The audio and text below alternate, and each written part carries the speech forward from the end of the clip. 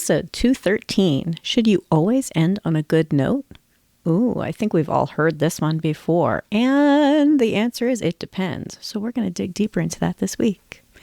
You're listening to the Creating Great Grooming Dog Show. I'm Chrissy Newmeyer-Smith. I'm a master groomer behavior specialist, a master canine stylist, a certified professional groomer, a certified behavior consultant for canines, certified professional dog trainer, a bunch of other stuff. And I'm the dean of academics and an educator at the Whole Pet Grooming Academy. And this, my friends and colleagues, is the show where we talk about teaching pets to be good for grooming. So do we always need to end on a good note? Ooh, that's tricky. And this one actually came up in flyball practice this weekend because there's a point where you're trying to do repetitions of something small. And maybe it's just going over jumps. Maybe it's a box turn. But we do this in grooming too. If we have a bunch of repetitions, think about nail trimming as a bunch of repetitions. Each individual nail could be a repetition. And if we're not getting it right, we could be accidentally, quite accidentally, teaching it wrong. We could be adding repetitions of what we don't want. So let me give you an example in here. If I handed you a flute, I play flute, maybe you play some other instrument, but let's just say I hand you something and you practice the wrong combination of notes over and over and over again, and you're getting really frustrated, and we're just going to make you keep drilling until you get it right.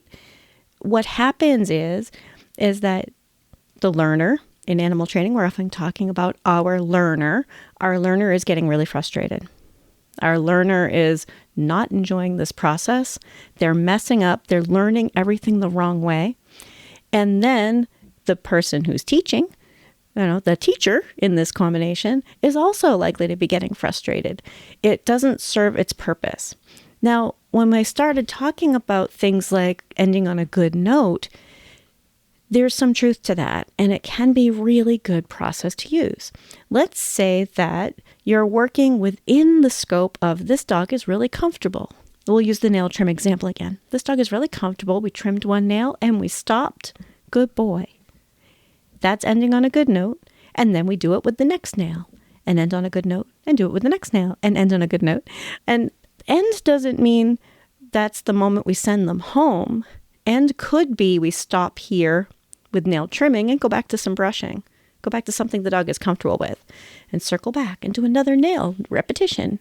And then circle back to something he's comfortable with and circle back and back and forth and back and forth. Now, as groomers, we're often taught to have a system and to stick with it. And that is really efficient. That's a really good practice for becoming a fast and efficient groomer who doesn't forget things like a toenail. But when we have a pet that has behavior issues, who is concerned about something we're doing, is worried about it, is afraid, or simply doesn't know, we need to backtrack and say, I need to prioritize teaching this pet right now. This isn't about me being fast and efficient. This is about this pet having a pleasant experience, learning that this isn't scary. We have the opportunity in dog grooming most of the time to have that animal in front of us for a long time. We can go back and circle back and do multiple repetitions and end while the pet is comfortable. So ending on a good note could be that this pet is comfortable. Ooh. See, now that's not something we usually think about. Usually we're like, okay, and then we finish that last one. But what if most of that nail trimming was terribly unpleasant? And then we're waiting, that last one has to be good. He has to enjoy this last one. We're going to keep going until we have a good note. But so often that's what I see. I see so many animals who are being pushed to the point of unpleasantness, and they're learning all the wrong things. And yet, the groomer is trying to make sure that they end on a happy note. But that's not going to wash away all of the unpleasantness that happened before it. The purpose of ending on a good note is that it can really bring some confidence. A pet may be like, or our learner, could be a human, right? Like, hey, look at you doing a great job. Let's pause there for a minute. Yeah, let's take a break. Think about what you did. Try it again. Think about what you did. Try it again. The musical instrument example again. After you learn how to make notes and you learn how to put them together, and every once in a while there's just a tricky patch of the song, and you just practice that one measure over and over and over again. That one little combination of like 6 notes. Just keep practicing and practicing and practicing. But you only practice it when you're getting it right. You don't want to continue practicing getting it wrong. When you're getting it wrong, that's when you slow down and you maybe do 2 notes at a time, 2 notes at a time, and then 3 notes, and then 4, and then 5, and then 6. And you don't necessarily want to keep doing the entire song. Oh, I always mess up on measure 14, but I'm going to do the whole song. Oh, messed up on measure 14 again. That's not how we learn. It's not how we learn, and it's not how our pets are going to learn it. So we want to think about that ending on a good note could be those little tiny bits. Tiny, tiny, tiny. And if you're not able to create a good note, if you're not able to create that moment where that pet feels confident, when that pet feels good, when that pet feels successful, if you're not able to create that, then all of your repetitions are very, very unpleasant. So let's come up with some examples of really, really unpleasant repetitions. If you just keep doing something wrong. So if I just kept asking you to solve the same math question and you literally had no idea how to solve it, and I just sat there going like, we're not leaving here until you get that right, but you don't know how to get it right. How frustrated are you going to be? To just keep continuing, trying to get that question correct when you don't know how to solve the problem. You'd be really frustrated. The teacher would be frustrated. The learner would be frustrated. And even if you magically came up with the solution, I mean, if it's a multiplication problem, you're probably going to be like, I don't know, do I count on my fingers? Even if you actually come up with the solution, did you really learn anything? Yeah, you learned that was really frustrating. Sometimes we don't see these dogs often enough to cause the same kind of change that we could if we saw them all the time. Sometimes the thing that they're going to remember from appointment to appointment is how we made them feel. Interesting. If I handed you something to try today and then we did it again in 8 weeks, you're probably not going to remember how to do that, but you'd remember how you felt about it. I don't do this every day. And it's hard because you don't do it every day. Repetitions are a chance for us to make sure that we're always on a good note and to assess if that's too difficult and lower our criteria. That's an important part. Assess if it's too difficult, lower the criteria to the point where it is achievable and we can build confidence by making it easy. Lots of easy repetitions are good. Lots of hard repetitions with a lot of mistakes, that's getting dicey. You know, we don't necessarily want a lot of mistakes. That's not the fast track to learning how to do something right. And we're going to talk more about that in the next part. I'm glad you're here enjoying the free stuff. If you're wondering, does Chrissy go into any more detail? Yeah, I do. I do that in the Master Groomer Behavior Specialist program, which is about 9 months to complete. We meet every week. And we have modules online followed by live recordings. And then at the end, you're doing all sorts of the techie stuff that really doesn't fit into this podcast. So if you are interested, the next round of Master Groomer Behavior Specialist starts on Monday, July 6th. And that round will meet at 7 p.m. Eastern every week on Mondays. So that's Monday, July 6th. If you want to know more, wholepetnh.com and look for the Master Groomer Behavior Specialist program, or you can go to creatinggreatgroomingdogs.com and take a look around there too. So I'm going to use a human example here. I had a teacher in college, worst teacher I've ever had in my entire life, and I was really good in math. Like I don't remember much of that type of math now, but I think it was quantitative method or statistics, one of those, I don't know, one of the higher maths. I was really good at math. But he would go up to the board and say, all right, let me show you how to do this.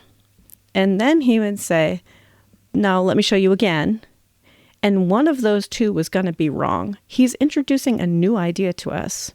One of the 2 examples he just gave us was going to be wrong. Worst teacher I've ever had in my entire life. And then he would say like, okay, but that one is wrong. This is the right way to do it. And it was the only time I ever got a C in math. And I do remember a bunch of us went to the dean. We were really upset about it. Like, this is not the way you teach how to do something, because half of our repetitions from the very beginning were incorrect. I want you to bring that into dog grooming now. So if we want this dog to learn, I'm supposed to be still and relaxed while someone brushes my ear, then we want this dog to be in a position where they can be still and be relaxed while we brush their ear. But how often do we have a dog who is wiggling and struggling and we're brushing the ear anyway, expecting them to learn that they're supposed to be calm and still? We don't want them to learn how to be brushed while they're wiggling. We need to think, all right, how do I make this easier? How do I make this lesson look closer to perfection? What does the target look like? What does our goal look like? Our goal is a dog who is calm, comfortable, and cooperative while we brush the ear. Not a dog who is wiggling and flailing and we're holding the ear in a vice grip and we're continuing to brush until they give up. And that's often what I'm seeing. And people saying, well, he's got to learn how to do this. And when he's calm, then I'll let go. We'll end on a good note. But what if the dog doesn't calm down? What are you actually teaching him in that moment? In that moment, that dog is learning that this is really scary. This is really uncomfortable. This is really unpleasant. And that's not our goal. Our goal is to teach him it's pleasant. And if you've been listening to the show for a while, I think you're like-minded and you're like, oh God, I don't hold dogs while they try to actively move away from me, because we've talked about it a lot. But I think that there's always somebody new coming into the show. And maybe it's the first time you've heard this. Like, oh, yeah, if we want this dog to be comfortable with it, then we need to make sure that we're always in that comfort zone.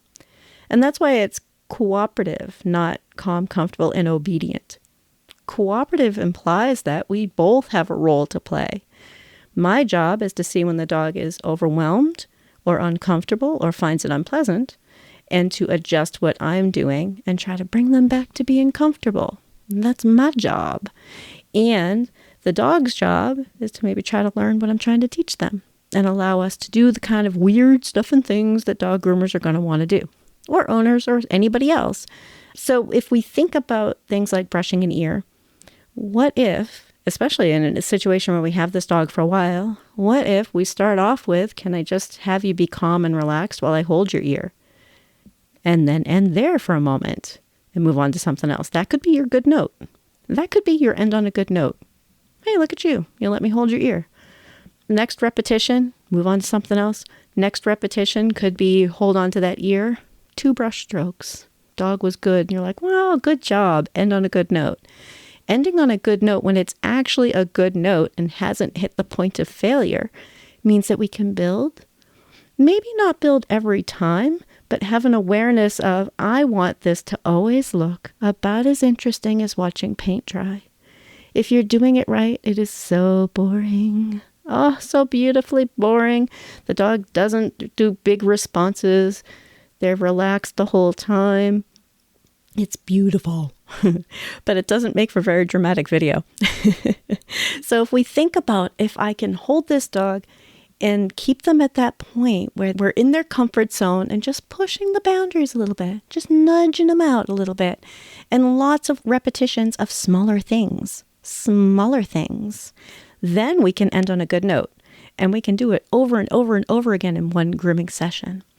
What I often see is at the end of a grooming session, someone trying to end on a good note, but maybe that whole grooming session was unpleasant, or maybe just a while. Maybe there was a good 10 minutes of unpleasant, which I know sometimes people think, well, what's the big deal?